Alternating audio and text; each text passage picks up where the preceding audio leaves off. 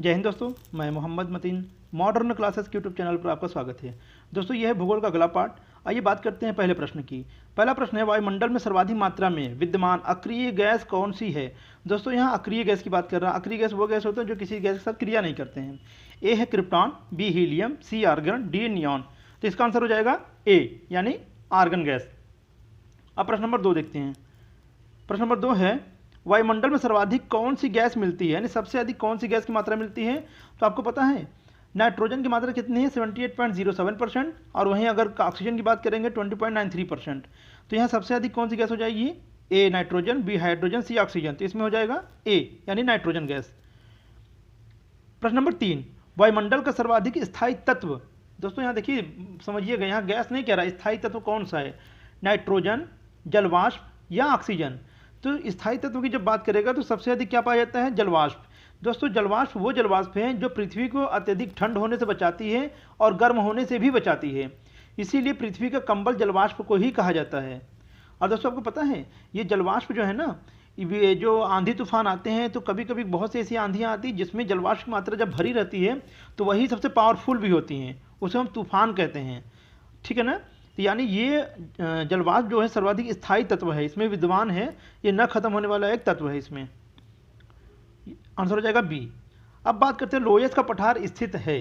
तो लोयस पठार कहाँ स्थित है, ए भारत, बी जापान, सी रूस, डी चाइना।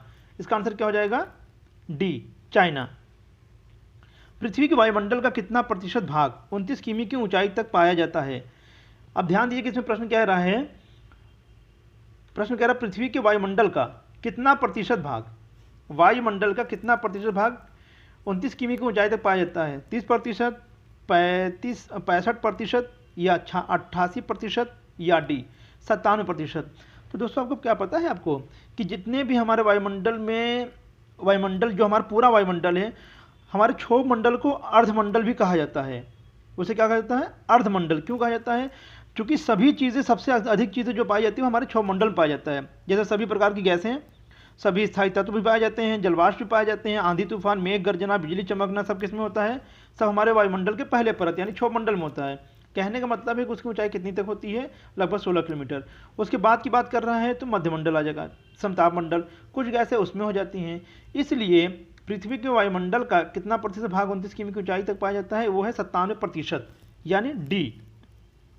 अब प्रश्न नंबर 6, मेघ गर्जन वायुमंडल की किस परत में होता है। ध्यान दीजिएगा, जितने भी वायुमंडलीय घटनाएं होती हैं, जैसे मेघ गर्जना, बिजली चमकना, और उसके बाद होता है क्या बोलते हैं, बारिश होना, आंधी तूफान आना, ये सब सारी क्रियाएं किसमें होती है, ओजोन मंडल, बी क्षोभ मंडल, सी समताप मंडल, यानी बी क्षोभ मंडल में। सूर्य की तीव्र किरणों द्वारा झुलसने से वायुमंडल की कौन सी गैस हमारी रक्षा करती है। देखिए, ध्यान दीजिएगा, सूर्य की जो किरणें आती हैं उसको हमको झुलसने से बचाने वाली गैस कौन सा है, ए आर्गन, बी ओजोन, सी ऑक्सीजन, डी हाइड्रोजन। तो इसमें जो गैस होगी वो कौन सी होगी, बी, यानी ओजोन गैस। ओजोन गैस क्या करता है, सूर्य द्वारा जो पैराबैंगनी किरणें होती है उनको हमारे धरती तक आने से बचाती हैं। अगर दोस्तों ये हम लोग इसको जब डैमेज कर देंगे, ओजोन लेयर खराब हो जाएगा CFC गैस के द्वारा, तो क्या होगा कि ओजोन जो अल्ट्रा वायलेट रेज होती हैं, पैराबैंगनी किरणें होती हैं, वो हमारे धरती तक पहुंचेंगी, हमारे स्किन डिसीज को तो करेंगी, यानी हमको तो प्रभावित करेंगे, उसके साथ ढेर सारे जीव जंतु, जल में रहने वाले जीव जंतु, उसके बाद पौधों को भी विनाशित कर देंगी, यानी कि एकदम बर्बाद कर देंगे, वो सब झुलस जाएंगे उसी में। इसका मतलब है कि पैराबैंगनी किरणें हमारी धरती तक ना पहुँच पाए, इसके लिए हमें ओजोन लेयर को सुरक्षित रखना पड़ेगा। इसी को वायुमंडल का सुरक्षा भी कहा जाता है, सुरक्षा कवच भी कहा जाता है। अब बात करते हैं प्रश्न नंबर 8 की। शांत पेटी किस रेखा के दोनों ओर पाई जाती है। तो शांत पेटी जो पाई जाती है कहाँ पाई जाती है, भूमध्य रेखा, कर्क रेखा, मकर रेखा, यानी भूमध्य रेखा के दोनों ओर पाई जाती हैं। ठीक है ना, भूमध्य रेखा के दोनों ओर पाई जाती है। प्रश्न नंबर 9 देखते हैं, निम्नलिखित में से किसे प्रकृति का सुरक्षा वाल्व कहा जाता है, ए ज्वालामुखी, बी ओजोन गैस, सी भूकंप, डी नदियां। तो प्रकृति का सुरक्षा वाल्व किसे कहा जाता है, ज्वालामुखी को कहा जाता है। ज्वालामुखी को प्रकृति का सुरक्षा वाल्व भी कहा जाता है। ठीक है। प्रश्न नंबर 10, विश्व का सबसे ऊंचा ज्वालामुखी पर्वत कोटोपैक्सी कहाँ स्थित है, ए भारत, B Japan, C Germany, D Ecuador. Answer क्या हो जाएगा, इक्वाडोर में। ये कोटोपैक्सी विश्व का सबसे अधिक ऊंचाई पर स्थित ज्वालामुखी पर्वत है। और किलायू जो मैंने बात किया था, किलायू ज्वालामुखी है वो क्या है, सबसे सक्रिय ज्वालामुखी है। वो मतलब उसमें हमेशा सक्रियता रहती है, उसमें हमेशा हमेशा क्या होता है, ज्वालामुखी विस्फोट होता रहता है। लेकिन कोटोपैक्सी क्या सबसे अधिक ऊंचाई पर स्थित ज्वालामुखी पर्वत है। ठीक है, प्रश्न नंबर 11 देखते हैं। नवीनतम पर्वतमाला है अपलेशियन, इसमें कौन कौन सा है, अपलेशियन तो है नहीं, सतपुड़ा भी नहीं है, सी यूराल, यूराल है, रॉकीज भी नहीं है, तो यानी इसमें यूराल हो जाएगा। जैसे यूराल हो गया, हिमालय हो गया, ट्रांसमलय, बृहद हिमालय, लघु हिमालय, ये सब क्या है, नवीन पर्वतमालाओं में से एक है। प्रश्न नंबर 12 देखते हैं। हिमालय की उत्पत्ति किस भूसन्नति से हुई है, ए गोदावरी, बी टेथिस, सी शिवालिक, या डी इनमें से कोई नहीं। इसका आंसर हो जाएगा बी टेथिस सागर। अब ध्यान दिए गए, टेथिस सागर है क्या, जब पृथ्वी का निर्माण हुआ तो मैंने बताया था आपको समस्त स्थल खंड आपस में जुड़े हुए थे, उन जुड़े हुए भाग को क्या कहा गया था, पेंजिया कहा गया। पेंजिया के चारों ओर जो जल फैला था उसे क्या कहा गया, पेथालांसा। एक समय आया जब पेंजिया का विखंडन हुआ और उत्तर और दक्षिण में चले गए। जब उत्तर और दक्षिण फैल गए तो बीच में जो जगह बचा उसमें महासागर के पानी आ गया। जब पानी आ गया तो उसी को कहा गया टेथिस सागर। आज जो हिमालय बसा हुआ है उसी टेथिस सागर की देन है। अब उसी टेथिस सागर को दो प्लेटें यानी भारत की प्लेटें यूरेशियन प्लेटों से यानी चाइना की प्लेट से टकरा रही है, जिससे हिमालय की ऊंचाई बढ़ती जा रही है। इसीलिए आपने सुना होगा कि पहले माउंट एवरेस्ट की ऊंचाई 8,848 मीटर थी, लेकिन अब क्या है, उसकी ऊंचाई है 8,850 मीटर। इसका मतलब है कि सबसे नवीन पर्वतमाला को देखा जाए, सबसे नवीन पर्वतमाला की बात करेंगे तो वो होगा हिमालय। और सबसे नवीन पर्वत चोटी कौन सी होगी, वो भी माउंट एवरेस्ट, क्योंकि हिमालय सबसे विश्व की सबसे अधिक ऊंची चोटी भी है और सबसे नवीन पर्वतमाला भी है। तो इसका आंसर हो जाएगा बी टेथिस सागर यानी टेथिस। प्रश्न नंबर 13 देखते हैं। प्रश्न नंबर 13 क्या कह रहा है, माउंट एरेबस ज्वालामुखी निम्नलिखित में से किस महाद्वीप में स्थित है, A Antarctica, B Africa, C Asia, D Europe. इसका आंसर हो जाएगा अंटार्कटिका। यहाँ एरेबस लिखा हुआ है तो एब्रूस इसका नाम पड़ता है, कहीं कहीं एरेबस भी लिखा रहता है। तो माउंट यानी अंटार्कटिका की सबसे ऊंची यानी सबसे एक महाद्वीप है माउंट अंटार्कटिका, जो कि माउंट एरेबस एक ज्वालामुखी है। यानी वहाँ की अगर एक ज्वालामुखी पर्वत की बात करेंगे तो कौन सा होगा, माउंट एरेबस अंटार्कटिका में है। और याद रखिएगा एरेबस और एल्ब्रूस में फ़र्क है। एल्ब्रूस कहाँ पे है, यूरोप की सबसे ऊंची चोटी माउंट एल्ब्रूस, ठीक है ना। इसका आंसर हो जाएगा ए अंटार्कटिका। अब बात करते हैं प्रश्न नंबर 14 की। वायुमंडल में सबसे अधिक ओजोन कहाँ पर केंद्रित है, तो सबसे अधिक जो ओजोन लेयर केंद्रित है वो कहाँ पर केंद्रित है, ए स्ट्रेटोस्फीयर, बी ट्रोपोस्फीयर, सी मीजोस्फीयर। तो सबसे अधिक जो ओजोन मंडल मतलब स्टेब्लिश्ड है वो कहाँ पर है, स्ट्रेटोस्फीयर यानी समताप मंडल में। समताप मंडल में ओजोन लेयर की मात्रा सबसे अधिक पाई जाती है। उसी समताप मंडल को समताप मंडल इसलिए कहा जाता है क्योंकि वहाँ पे तापमान समान रहता है, बराबर रहता है, इस वजह से कहा जाता है। ठीक है, अब बात करते हैं प्रश्न नंबर 15 की। पृथ्वी की सतह से सबसे दूर वायुमंडलीय परत किस नाम से विदित है यानी किस नाम से जाना जाता है। ध्यान दीजिएगा, पृथ्वी की सतह से सबसे दूर वायुमंडलीय परत किस नाम से जाना जाता है। अगर दोस्तों यहाँ बाह्यमंडल है और आयनमंडल दोनों का नाम होना चाहिए इसका मतलब, लेकिन नहीं, बाह्यमंडल के बाद कोई मंडल नहीं है, तो यहाँ लिखा है वायुमंडलीय परत किस नाम से विदित है। तो वायुमंडल के यानी आयन मंडल के बाद ऊपर तो अनलिमिटेड है, जितना चाहे ऊपर जा सकते हैं, कोई दिक्कत नहीं है। 14 करोड़ 50 सूर्य के पास तक पहुंचे वो सब वायुमंडल में ही आता है। लेकिन यहाँ पर जो आंसर होगा वायुमंडलीय परत कह रहा है, तो इसका मतलब हो जाएगा आयन मंडल। आप लोग सोचेंगे बहिर्मंडल होगा, लेकिन बहिर्मंडल नहीं होता है, वहाँ पे आयन मंडल हो जाएगा। अब बात करते हैं प्रश्न नंबर 16 की। संचार उपग्रह किस वायुमंडलीय स्तर में स्थित होते हैं, ए क्षोभ मंडल यानी ट्रोपोस्फीयर, बी समताप मंडल यानी स्ट्रेटोस्फीयर, सी आयन मंडल यानी आयनोस्फीयर, डी क्षोभ मंडल। अच्छा, दोनों डी, ए और डी में दोनों में क्षोभ मंडल दिया। चलिए यहाँ पे आंसर दोनों तो नहीं होगा, लेकिन यहाँ पर हो जाएगा सी आयन मंडल। दोस्तों जितने भी संचार कम्युनिकेशन सैटेलाइट होते हैं ना, वो कहाँ पे प्रक्षेपित किए जाते हैं, आयन मंडल में, और वहीं से उसकी जो है आदान प्रदान होता है, नेटवर्क भी वहीं से आता जाता रहता है।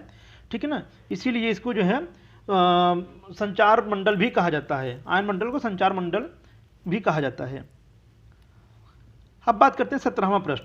तो 17वां प्रश्न है, वायुमंडल के किस भाग में जलवाष्प की कुल मात्रा का 90% भाग विद्यमान रहता है।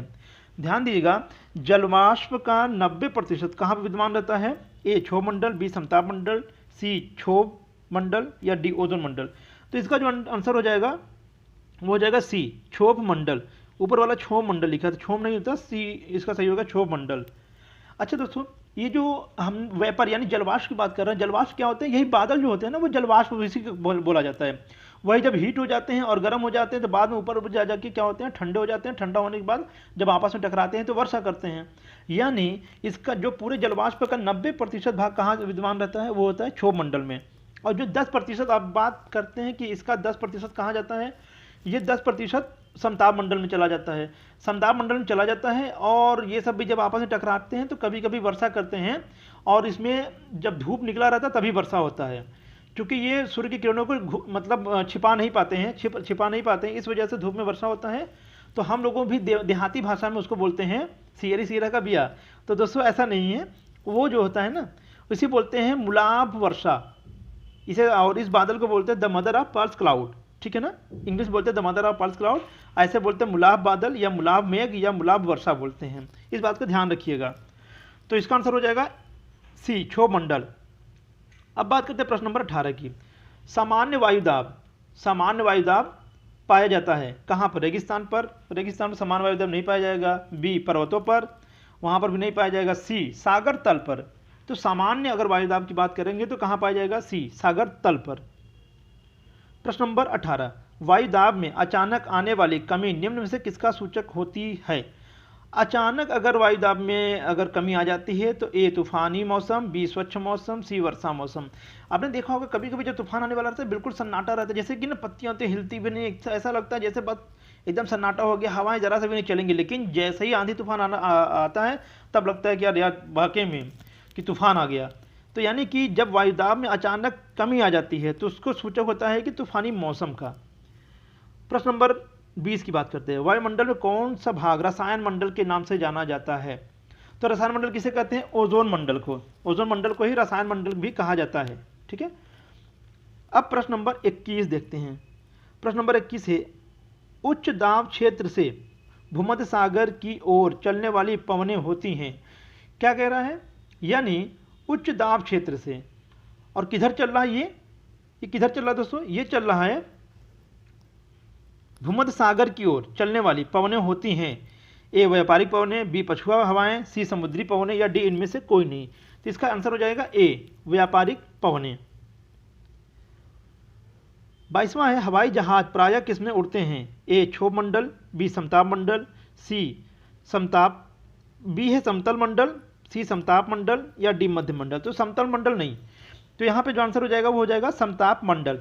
अच्छा ध्यान दीजिए दोस्तों कि समताप मंडल क्यों जो है हमारे पृथ्वी से दूसरी परत को बोलते हैं समताप मंडल, और इसी मंडल में हमारे हवाई जहाज जितने भी हवाई जहाज उड़ते हैं सब इसी मंडल में उड़ते हैं। इसका रीज़न कई रीज़न है, जिसमें सबसे मुख्य रीज़न ये है कि वहाँ का जो तापमान है वो समान रहता है, और समान तापमान में जहाज़ को उड़ने में आसानी होती है। और दूसरी बात है उसमें कोई भी वायुमंडलीय या मौसमी घटनाएं नहीं होती है, जैसे आंधी चलना, तूफान आना, बादल का गरजना, बिजली चमकना, तो इन सबसे वो सेफ रहता है।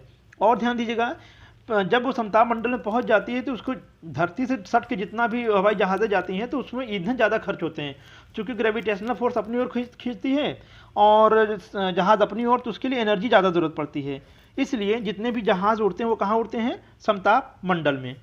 आंसर हो जाएगा 22 का सी। अब प्रश्न नंबर 23 की बात करते हैं। प्रश्न नंबर 23 कह रहा है वायुमंडल की सबसे निचली परत कहलाती है। तो सबसे निचली परत सबको पता है क्या कहलाती है? ए क्षोभ मंडल, बी समतल मंडल, डी आयन मंडल या डी मध्य मंडल। तो इसका आंसर हो जाएगा ए क्षोभ मंडल, ठीक है। अब बात करते हैं प्रश्न नंबर 24 की। चक्रवात की आकृति इनमें से किस प्रकार की होती है? दोस्तों ये प्रश्न बहुत इंपॉर्टेंट है, लोग कंफ्यूज हो जाते हैं, लोगों को लगता है गोलाकार है, लोगों को लगता है कभी कभी कि त्रिभुजाकार है, नहीं। तो इसका जो आकृति होती है वो होती है अंडाकार। आपने देखा होगा नीचे से चपटा रहता है, यानी छोटा रहता, बीच में एकदम गोला गोला हो जाता है, फिर ऊपर जाके भी थोड़ा छोटा हो जाता है, यानी गोल आकृति अंडाकार की आकृति होती है। ये बात याद रखिएगा, चक्रवात की आकृति कैसी होती है? अंडाकार।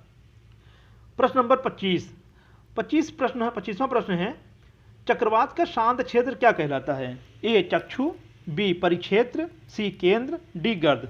केंद्र तो मुख्य वाले पार्ट को कहते हैं, लेकिन जो शांत इलाका रहता है, जो शांत एरिया उसका रहता है ना, उसे क्या कहते हैं? चक्षु कहते हैं। क्या कहते हैं? ए चक्षु।